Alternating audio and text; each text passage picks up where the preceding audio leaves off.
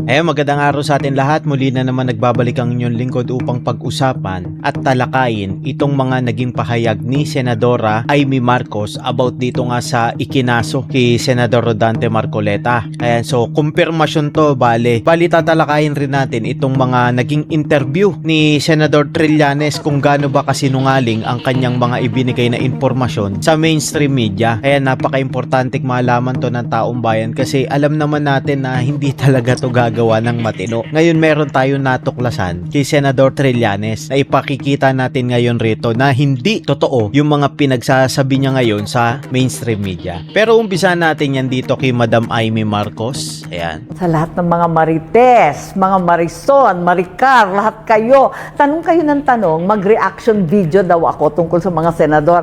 Nako, eto na. Number 1, kay Jinggoy, maawat mahabag, pigilan na ninyo yung pag-iintriga sa amin na lagi kami pinag-aaway. Nung hinahanap ko yung upuan, nandun ako sa tabi ni Jinggoy dapat, nawala, na dinampot, pagkatapos kay Senator Marcoleta na binabantaan. Naku talaga naman, sinabi ko, ano ba ito? Sunod-sunod tayo.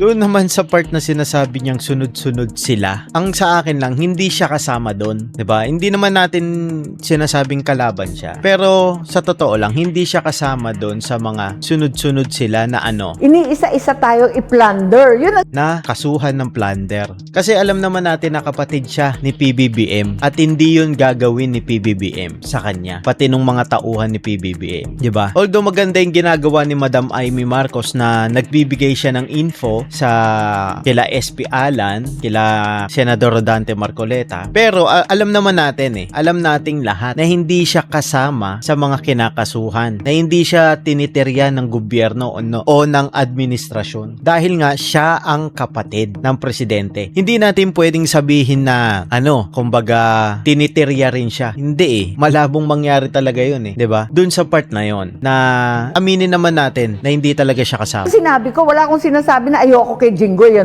Grabe! Ang maliwanag, talagang iniisa-isa kami. Ikalawa, Hindi siya kasama doon sa iniisa-isa sila. Alam naman natin yun ayan, si Joel at si Cheese. Bakit daw ng Judas? Hindi natin alam. Ito lang masasabi ko. Kapag nalaman niya kung bakit naghudas yon, si Joel at Cheese Escudero, maaaring mabago yung paningin ng tao sa kanya. Kasi sa totoo lang although kumakampi si Madam Amy dito nga kila Senator Rodante Marcoleta, SP Alan, hindi mo maaalis yung agam-agam ng taong bayan na Marcos ka pa rin. Although tumutulong ka sa taong bayan. Walang question about doon. Pero may mga taong hindi pa rin naniniwala. Kasi ang isipan ng tao is pakawala lang to ng kapatid niya, 'di ba? Huwag kayong magtitiwala diyan kasi Marcos 'yan. Alam ko naman na napakahirap ng posisyon ni Madam Amy, lalo na ngayon. Ang kinakalaban niya yung kapatid niya. Pero kapag makapaglalabas siya ng mga impormasyon na talagang matitindi, na yun ang makakadali sa kapatid niya, maaring mabago yung pananaw ng mga tao sa paligid niya. Kasi sa totoo lang, blood is thicker than water. Real talk yun, wala tayong question dun. Dahil kadugo niya yan, di ba? Ang pinagdadaanan ng bawat isa. Ako, may konting kaalaman sa ginagawa sa kanilang katakot-takot na pressure, katakot-takot na kaso. Yan dapat ang sabihin mo sa taong bayan. Kung sino-sino yan. Yung mga nananakot, yung mga nagtatangka, nagbabanta, yan dapat pangalanan, 'di ba? Para malaman ng taong bayan yung sinseridad ng mga pinagsasabi mo, madam. Ang hirap-hirap talaga kasi ganyan din ang ginagawa sa amin. Kaya ang pinagdadasal ko na lamang ay sa mga susunod na buwan, makikita din namin ang kanilang mga boto sa impeachment, sa budget, sa Blue Ribbon. Ayan na lang pinagdadasal ko. Ngayon, ito naman tungkol kay Senator Dante Marcoleta. Nako, eto nga, sabi nila plunder. Ewan ko paano naging plunder, wala namang government money involved. Pero, kung sakasakali, totoo ang balita na nag-aaway-away sa krame at walang gustong mag-serve ng arrest warrant. Maniniwala kami kung sasabihin mo rin in public kung sino yung nagpanukala ng arrest warrant na yan, 'di ba? Sino yung nagsasabi na ikaw ang umaresto dito. Ayoko. Sino yung mga ganon? 'Di ba? Pero totoo yung sinasabi na merong arrest warrant si Senador Rodante Marcoleta, pero natatakot nga. Kaso nga late nga magsalita si Madam Amy. Ayan, bali yung ginagawa niya dito is confirmation, 'di ba? Pero totoo talaga 'yon. Yung natatakot yung mga high-ranking official na mag-serve ng warrant kay Senator Rodante Marcoleta. Bakit? Kasi pagdating sa warrant, yung credibility ng warrant questionable dahil una sa lahat, hindi siya government fund yung ikinaso. Yung ginamit na pera ni Senador Rodante Marcoleta. Galing siya sa private citizen. So, paano mo ngayon sasabihin na plunder? Doon pa lang, sa sitwasyon na arestuhin nyo si Senator Rodante Marcoleta, magkakagulo na bago nyo siya maposasan. Pangalawa, ang sabi naman ni Senador Rodante Marcoleta, sasama siya ng mapayapa. Sabihin na natin na sumama siya, nagpa-aresto siya. Kapag nakulong yan, ibang usapan na naman yun. 'Di ba? Hindi natin alam kung ano yung mga posibilidad na mangyari. 'Di ba? Kasi alam naman natin lahat na mali sa una pa lang yung pagkakaso ni Boying Rimulya ng Ombudsman ng plunder kay Senator Rodante Marcoleta. Alam nating lahat yan. Di tayo pwedeng magtanga-tangahan dyan. 'Di ba? Kaya siya kinasuhan dahil siya lang ang bukod tanging bibigay ng pahayag, nagmumungkahi na ituloy ang investigasyon sa flood control. Ilan ba ang senador na nabanggit na sangkot sa flood control? Ilan bang kongresista ang nabanggit na sangkot sa flood control? Nabanggit rin ang administrasyon, sabi ni Romualdez, 'di ba? Tapos ngayon nadadagdagan pa kung sino-sino. Kasi alam nyo, napakalalim na itong issue ng ng flood control na to eh. Sa totoo lang, kumbaga, mga paunang salita pa lang, yung mga naririnig natin. Hanggat hindi natutuloy ang investigasyon, hindi mahuhukay kung gaano kalalim yan. Hindi natin malalaman kung sino-sino yung mga taong involved. Sa tingin ko, mapupuno ang kulungan ng VIPs. Real talk yun honestly. Mapupuno ng VIPs ang mga kulungan. Sa sobrang daming involved. 70 to 80% ng public official na halal ng bayan ang involved. Diba? Real talk yun. Ganyang karami ang involved dyan. Kaya gustong-gusto nila ng patahimikin si Kong Mike Defensor, si Baligod, Brave 18, Senador Rodante Marcoleta, si SP Alan. Yan kasi yung mga taong nagpapanukala na ituloy ang investigasyon sa flood control. Diba? So ngayon, basang-basa na ng publiko kung ano yung mga gusto nilang mangyari. Sa tingin nyo, itong mga taong ito, kailangan pa ba natin ulit iupo sa gobyerno? Yung mga nagpapanukala na itigil ang investigasyon sa flood control? Yan. Yung mga government official na appointed by the administration, kailangan pa ba silang ilagay ulit dyan? 'Di ba? Sa tingin ko, kailangan na silang alisin dyan panghabang buhay. 'Di ba? Huwag nang pabalikin. Dahil pera ng taong bayan yung ninanakaw Kaya hindi umuunlad ang Pilipinas dahil sa ganitong mga taong ito. Yung isang senador pa, si Mr. Bendalo, sasabihin mag-move forward na daw. Marami raw issue ang bansa. O bakit hindi ba pwedeng imbestigahan to? Napakalaki ng ng ginastos, ng ninakaw sa gobyerno, 'di ba? 1.8 trillion. Barya lang ba sa yan, Mr. Erwin Tulfo? Hindi barya 'yon. Pinaghirapan ng taong bayan 'yon para ibalik sa taong bayan sa pamamagitan ng mga proyektong na makatutulong sa kabuhayan ng taong bayan, sa pamumuhay, sa syudad, sa komunidad, 'di ba? So tutuloy tayo dun sa sa binabanggit ko sa inyong interview kay Senator Trillanes, kung gaano ba kasinungaling tong taong to. Sinabi niya kasi na meron daw babaliktad sa Brave 18. Ayan. Totoo ba yun? Dito natin malalaman kung gaano nga kasinungaling itong taong ito, 'di ba? Kung gaano niya baluktutin yung akala niya kasi kaya niya silawin ang lahat Ayan. So punta na tayo.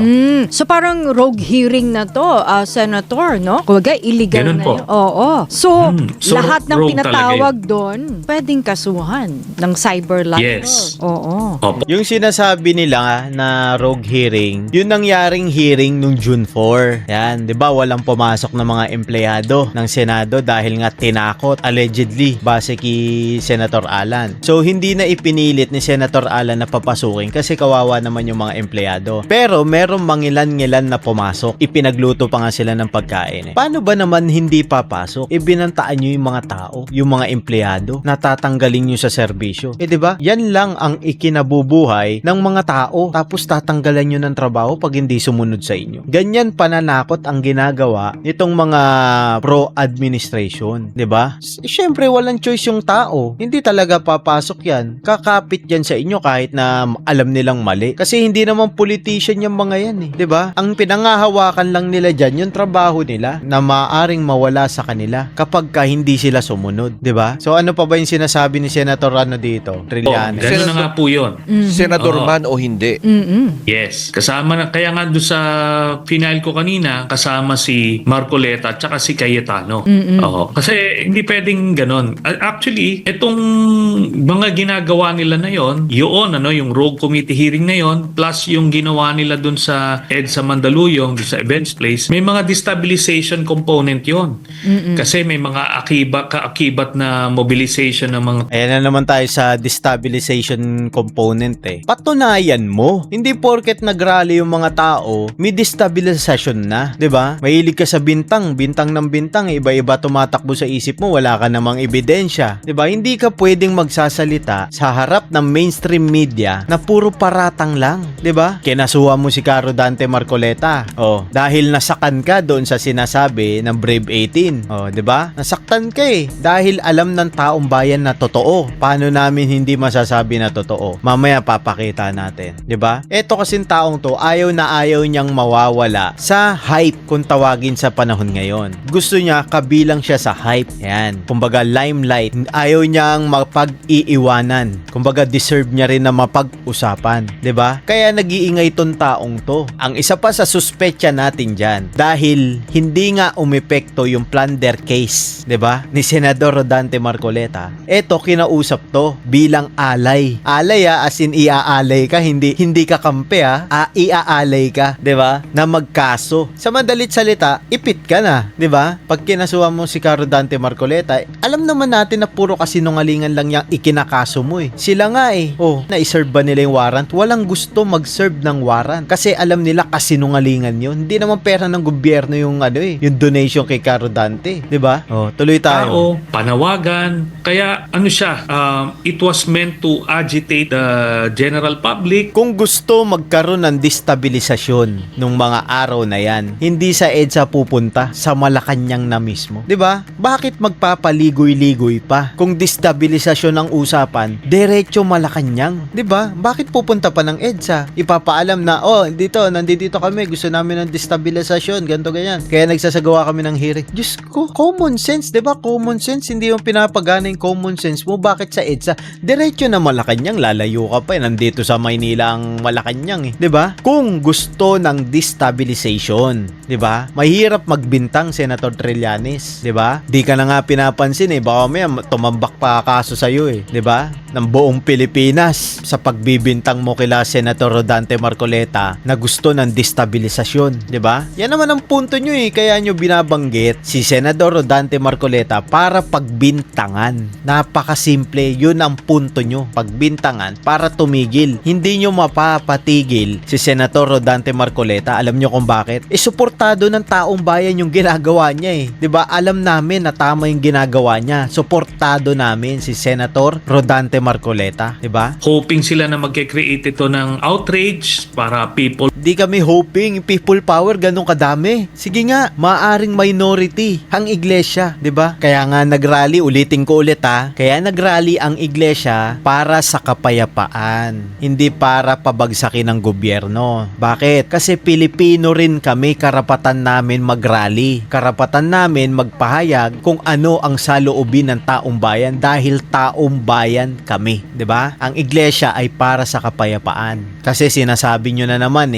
na people power, destabilization plot, tas ililink nyo yung pangalan ni Senator Rodante Marcoleta. Alam naman natin kapag sinama yung pangalan ni Senator Rodante Marcoleta, kadikit niyan yung pangalang Iglesia ni Cristo. Huwag na tayong magpaligoy-ligoy dito, real talkan tayo, 'di ba? Ang gusto lang namin mangyari, ulitin ko ulit, nung nagrally kami ng pangalawa, gusto namin ng accountability, mapanagot yung mga taong nagnakaw sa kaban yaman ng Pilipinas. Pilipinas sa pera ng taong bayan. Kung gugustuhin ng Iglesia ni Cristo na palitan si PBBM ngayon na, nga gagawin yan ngayon. Pero nga ang Iglesia ni Cristo ayaw niyan, 'di ba? Ayaw magkagulo sa gobyerno. Kaya nga yun ang panawagan, 'di ba? Unahin ang usapin na makatutulong sa taong bayan, 'di ba? Tigilan ng awayan, pag-uupatan. Etong si Mr. Trillanes hangga't hindi nasasampulan, hindi titigil to eh. Buong buhay niya nang gugulo sa Senado si Mr. Trillanes. Hindi pa kasi nakakahanap ng katapat to. Real talk yan, si Drilon inaway. O sila magkakampi ngayon. Si Cayetano inaway. O si Mig Zubiri inaway. Si Gordon inaway yung kakampi niya ngayon, 'di ba? Noong mga panahon na yon, lahat inaway niyan, lahat binangga niyan. O tignan natin, malalaman natin yung mamaya. Will start pouring out into the streets. Pero wala naman hong kadating-dating eh. Kasi nga, balubaluktot yung mga kwento. Talaga, balubaloktot yung mga kwento ha. Tapos, kaya hindi nakapanipaniwala.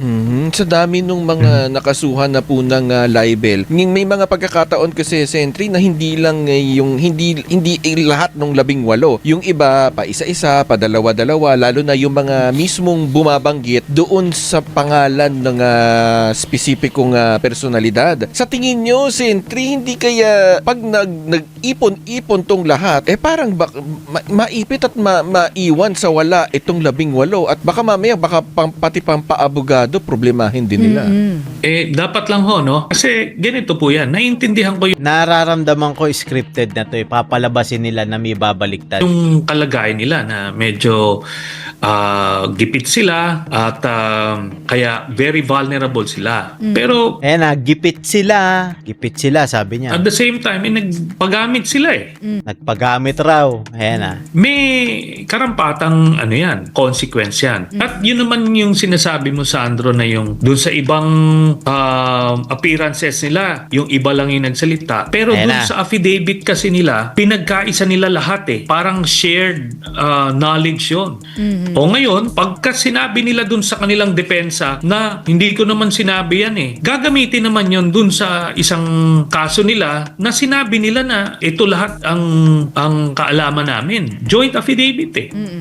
At dahil Kaya nga, yes. hindi nila alam kung saan sila susuot dito. Oo. At dahil nga sa sa patong-patong na kaso, posible ba maging pressure ito sa ilan para bumaliktad na? Ayan na, yung bumaliktad na. Pakinggan nyo mabuti yan. Pero bago yan, may ire-ready tayong picture na ipakikita ko sa inyo kung bakit nila nasabing bumaliktad na. Umalas na, sir? Nasa sa kanila yon. Nasa sa kanila yon kung gusto nila ng redemption, di umamin sila kung sino ba yung nakipag-usap sa kanila, sino yung nangako sa kanila ng kung ano man, kapalit niya ang mga sinasabi lang. Kasi alam niyo, very basic. Sana lang kung ganyan din lang naman na gagawa sila ng mga kwento, sana magaling sila mag-memorize. Kasi Itong papakita ko sa inyo. Base to sa post ni Attorney Baligod na tinext raw ang Brave 18. Ito ang sinasabi. Ayan, basahin natin. Pero ang maganda nito, aatras ang mga kaso mo. Sa kakabatch, tayo yan. Importante. Pag ma-okay ka, ganto magkaroon ka ng 5M. Iatras kaso, then mawala ka na sa media. Parang Gutesa, nawala na. 5N ka, Bok. Meron ako 5M. Tulungan tayo, Bok. Magkaroon ka at magkaroon din ako. Binukulan pa. Imbis na 10 million. Di ba? At ang importante sa lahat, mawala ang kaso mo din. Manahimik na lang, Bok. Di ba? Base yan sa sa post ni Attorney Baligod, yung attorney ng Brave 18. Kaya pala malakas ang loob na sabihin na may babaliktad, 'di ba? Kasi sinusuhulan pala ng 5 milyon, 'di ba? Paano ngayon 'yan? Ibig sabihin totoo. Totoo yung sinasabi ng Brave 18, 'di ba? buhol-buhol na eh. Di ba? Sasabihin dito, next, wala pala. Ngayon, dun sa akin, ang sinabi, noong una, $2 million yung binigay ko. Ngayon, lumalabas $6 million na. Kasi 6 na maleta daw eh. Paano yun? Ano ba talaga? Di ba? Ano lang, ang problema, hindi alam nitong 18 na ito, yung pinasukan nila. Akala nila na parang social media engagements lang yan na pinupuri sila, binobola sila ng mga DDS. Nakakatawa talaga to si Trililing no? Ba't mo susuhulan ng 5 milyon kung hindi naman pala totoo yung sinasabi? Gumamit ka ng isa pang sundalo para kausapin tong Brave 18. Tig 5 milyon sila. Kung hindi naman pala totoo ang sinasabi ng Brave 18. 'Di ba? Napakadaling intindihin yan Tapos ang pahayag nyo dito sa interview ng DZMM is merong babaligtad isa sa Brave 18. 'Di ba? Yun naman pala kaya sigurado kayo dahil tinatapatan nyo ng pera para hindi magsalita. Kasi kapag tinapatan mo na ng pera yan, masisilaw ang tao Kaso, ano nangyari? Nabulgar. Paano mo ngayon ipapaliwanag yan? Ayun na, base yan sa post ni Attorney Baligod. Tinext raw yung Brave 18, pinapaatras. Iaatras ni Mr. Trillanes yung kaso para umatras din tong isa. Bibigyan ng 5 milyon. Paano mo ngayon papatunayan sa taong bayan na totoo yung sinasabi mo? Pero yung mga yan, sa korte, wala yung mga yan. Ba, tigas magsalta, wala yung mga yan. Parang abogado Kahit na ilang engagements ang ibigay sa inyo dyan, ilang papuri ibigay sa inyo dyan, pero sa korte kayo lang. Ngayon, yun na yung opportunity nila. Sige nga, Aber, pakita nyo lahat ng katibayan nyo. Yun ang gusto natin mangyari dito. Hindi natin alam kung kaibigan nyo yung korte, 'di ba? Kasi ngayon lahat kaya nyong gawa ng paraan dahil pabor sa inyo yung administrasyon, 'di ba? Ombudsman nga kahit ngayong pera na hindi galing sa gobyerno, ang kaso mo plunder. Paano ngayon 'yan? Paano paniniwalaan ng taong bayan ang sinasabi nyo, 'di ba? Aamin merong bibigay dyan, aamin dyan na nagamit lang siya. Okay, tama na, lumabas na. Kaya pala malakas ang loob na sabihin niya na merong bibigay dyan kasi sa likod pala na bibigay ako 5 milyon Na kung ano man ang dahilan, di doon guguho lahat yan. Okay, tama na. Kasi ito logic dyan Kapag merong bumigay na isa na tinanggap yung 5 milyon, the rest na Brave 22, kasi nadagdagan ng 4, diba? Yung Brave 22, magiging Brave 21. So, pabubulaanan nung isa yung sinasabi ng Brave 21. Yun ang problema doon. Kaso, tapat yung mga Marines na yan. Kasi alam nyo kung bakit na hindi sila bibitaw sa isa't isa? Magkakasamang nakikipagbakbakan sa Mindanao Taya buhay niyan Pinagtanggol nila yung isa't isa, 'di ba? Kasi mga sundalo yan. Naiisip rin nila yung kapakanan ng kapwa nila sundalo. Alam nila yung sitwasyon sa ground. Nabutas na yung butas na yung mga service uniform, sapatos, sira-sira yung kagamitan, panggera. Ayun pala natuklasan nila, binubulsa lang ng mga politiko. Yung dapat na ginagamit sa pag-upgrade ng mga gamit ng sundalo. 'Di ba? Imbis na yung pera na 1.8 trillion na yan, ibili nyo ng barko para maprotektahan ang West Philippine Sea. Ano nangyari? Binulsa nyo. Yung 1.8 trillion na yan, maraming mapaggagamitan yan. Pandepensa sa bansa, labanan ng kahirapan, negosyo, pangkabuhayan, agriculture pampababa ng gasolina, ng kuryente. 'Di ba? Ang daming magagawa ng 1.8 trillion. Kaso ano nangyari? Ibinulsa ng Kongreso, Senado, 'di ba? Tapos sasabihin nito ni Mr. Trillanes na merong bibigay daw. Paano hindi bibigay yan? Nagsusuhol ka ng 5 milyon. Buti na lang matitino ang Brave 22, 'di ba? Maiba naman tayo. Punta tayo sa impeachment trial. Nalalapit, napipintong impeachment trial. Eto pa, kinuha na ng suggestion itong si Mr. Trillanes. Akala yata nila lawyer to Ni Vice President Sara Duterte. Isinama ng House Prosecution Panel sa kanilang pre-trial brief, yung pagpapatawag kay Mary Grace Piatos. Itong mga tanga na to real talk to in general yung sinasabi kong mga tanga. Kasi tanga naman talaga sila Mary Grace Piatos, code name yun, talagang wala kang makikita sa PSA noon. Asset yun Siya yung nagbibigay ng intelligence report kay BP Sara. Exactly kung bakit gusto ni BP Sara na matuklasan yung mga kaganapan sa loob ng eskwelahan, sa loob ng DepEd. Una sa lahat, para labanan yung insurgency, yung pag-aaklas, paghihikayat ng NPA sa mga kabataan na mamundok, lumaban sa gobyerno. Yun ang first priority. Pangalawa, kung ano na yung estado ng pag-iisip ng mga bata, 'di ba? Kasi dito lang sa Manila, kaya ang daming loko-lokong bata, nagnanakaw, nag-hold up, estudyante pa lang. Mulat na sa talagang masasamang bagay yung ibang estudyante. Hindi naman lahat yan nakapag-private school na natututukan eh. Karamihan sa mga batang Pilipino, may hirap sa public school lang yan nag-aaral. 'Di ba? Yun ang gustong masugpo ni BP Sara. Pangatlo, malaman niya kung sino yung mga teacher na nagmumungkahi na mag-aklas sa gobyerno. Kasi bata pa lang hinuhubog na ng mga teacher na mag-aklas eh. O, inuunahan tayo eh, nahubugin sa tama ang mga bata eh. Kaya kailangan talaga ibalik yung ROTC. Real talk yun sa mga high school. Oo. So anong tingin nyo dito? Kasi alam naman natin, sinabi ng PSA na walang ganong pangalan. No? Mga tanga talaga tong mga to. Hindi existing yung tao. Pero bakit ganito yung hakbang ng House Prosecution Panel? Ano yung nais nilang patunayan? Alam nyo, perjury pa yung ginagawa nila. Actually, Actually, yung defense yung nagpasamon kay, di ba? Oo. Pagdating sa defense ang nagpapasamon, perjury. Pagdating sa pagpapatawag ni Luis ng psychiatrist, legal, di ba?